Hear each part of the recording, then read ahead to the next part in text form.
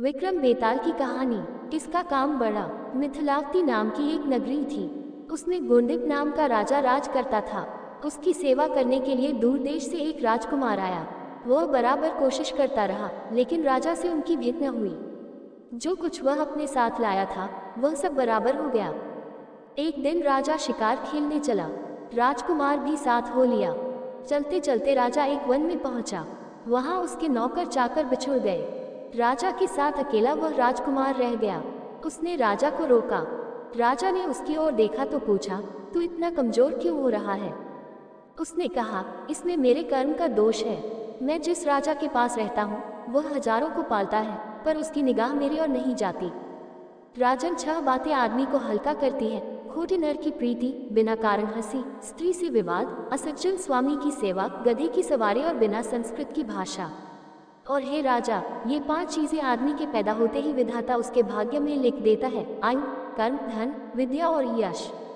राजन, जब तक आदमी का पुण्य उदय रहता है तब तक उसके बहुत से दास रहते हैं। जब पुण्य घट जाता है तो भाई भी बैरी हो जाते हैं। पर एक बात है, स्वामी की सेवा अकार्थ नहीं जाती, कभी न कभी फल मिल ही जाता है। यह सुन राजा के मन पर उसका बड़ा असर हुआ। कुछ समय घूमने घामने के बाद वे नगर में लौट आए। राजा ने उसे अपनी नौकरी में रख लिया। उसे बढ़िया बढ़िया कपड़े और गहने दिए। एक दिन राजकुमार किसी काम से कहीं गया। रास्ते में उसे देवी का मंदिर मिला। उसने अंदर जाकर देवी की पूजा की। जब वह बाहर निकला तो देखता क्या है, उसके पीछे एक सुंदर स्त्री चली आ रही है। राजकुमार उसे देखते ही उसकी ओर आकर्षित हो गया।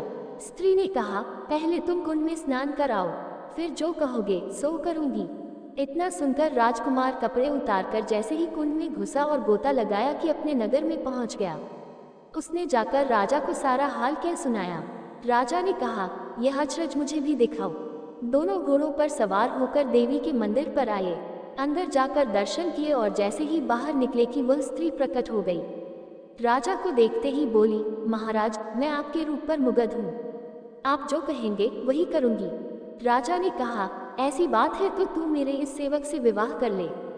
स्त्री बोली, यह नहीं होने का, मैं तो तुम्हें चाहती हूँ। राजा ने कहा, सज्जन लोग जो कहते हैं उसे निभाते हैं, तुम अपने वचन का पालन करो।